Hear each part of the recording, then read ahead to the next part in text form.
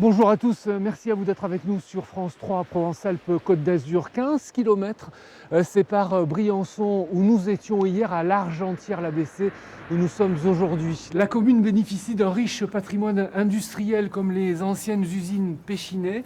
L'Argentière-la-Bessée, c'est le trait d'union entre le Briançonnais et le Guillestrois et c'est aujourd'hui notre place politique.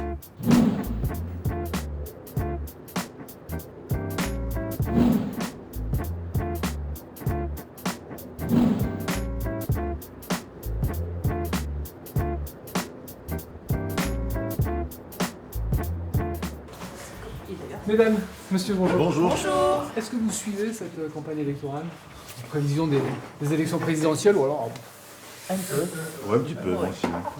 vous suivez quoi les programmes des candidats, les Exactement. débats Ouais. Ah, il y a un café qui arrive. Ah. Et vous irez voter. Et vous, est-ce que Nous, vous on irez ira- voter nous, on ira voter. Ah bah, je vais voter, c'est un devoir civique. Après, voter quoi, ça c'est autre chose. Mais en tout cas, j'irai voter. Est-ce que votre choix, il est déjà fait ou alors ça peut évoluer? Moi, il est déjà fait. Moi, pas Ouais. encore. Non, moi non plus. Ouais. Vous pensez que le pouvoir central ne fait pas assez pour les zones de montagne et les communes Alors rurales peut-être qu'il fait, comme mais, la vôtre? mais ça reste de loin. Ouais. Pour moi, vraiment de loin. Que des promesses, mais de loin. Est-ce que le fait qu'il y ait des femmes candidates à cette élection, ça peut vous motiver pour voter? Alors, je ne vais pas vous demander si vous allez voter pour elle, mais est-ce que c'est quelque chose qui vous parle, qui vous intéresse? Ils ont des idées pertinentes, que ce soit d'un côté ou de l'autre. Enfin, il y a un vrai programme, il y a voilà. Et Mais, ça peut être un choix, le fait que ce soit une femme, parce que c'est une femme, ça Non. peut, être, Non, ça non, peut non. influencer votre vote? Non, personnellement, non. moi, ça peut l'orienter peut-être, Ah oui. ouais, un petit peu quand même. Merci beaucoup.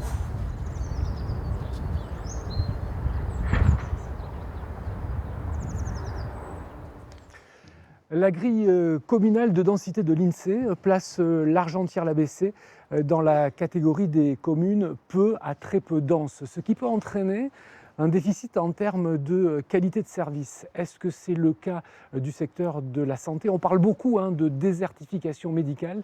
Eh bien, allons rencontrer Karine Martin. C'est l'un des deux médecins de la maison médicale ici à l'Argentière-la-Bessée. Bonjour docteur Martin, médecin Bonjour. généraliste ici à la maison médicale de l'Argentière-la-Bessée. Est-ce que, à votre avis, la désertification médicale est un sujet qui doit être présent dans la campagne électorale? C'est certain qu'il y a des zones où c'est compliqué, où le médecin généraliste doit faire des pieds et des mains pour qu'on arrive à avoir des prises en charge plus rapides quand ça le nécessite. On doit toujours passer par nous. Il y a certaines spécialités où les délais d'attente sont tellement longs que nous, on doit faire ce qu'il faut pour... La structure maison médicale, c'est la structure idéale? Oui. Maison médicale, de toute façon, à l'heure actuelle, on ne peut plus travailler 24 heures sur 24 comme faisaient les médecins avant. Donc forcément, on doit travailler en groupe. Et en plus, la coordination avec les autres professionnels de santé, c'est obligatoire dans notre façon de travailler. Ici, on a peut-être peu de spécialistes, mais en tout cas, on les connaît.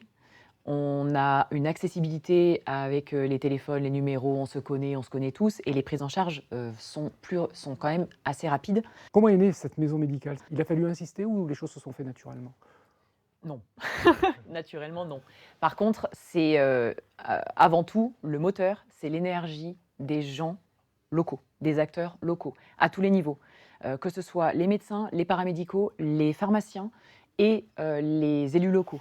Mais l'énergie principale, elle n'est venue que des acteurs locaux. C'est ça qui est important. Merci docteur Martin.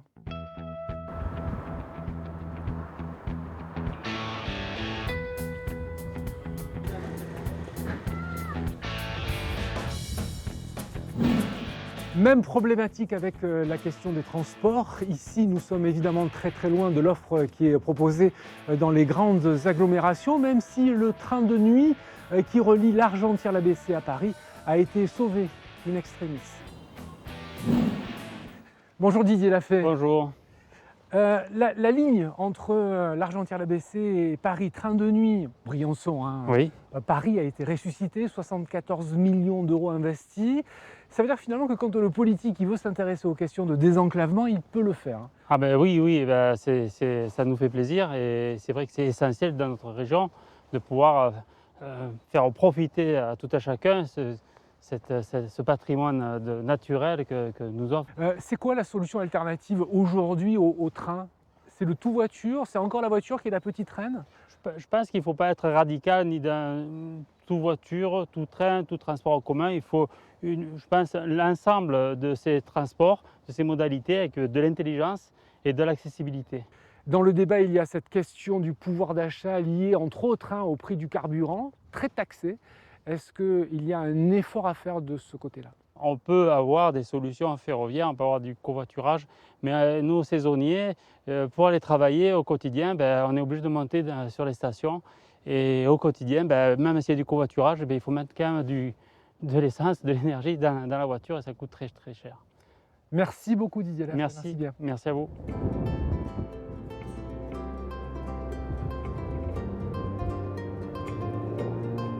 Fin de cette place politique à l'Argentière, l'ABC. Demain, nous changeons de département, direction les Alpes de Haute-Provence et la station Pralou.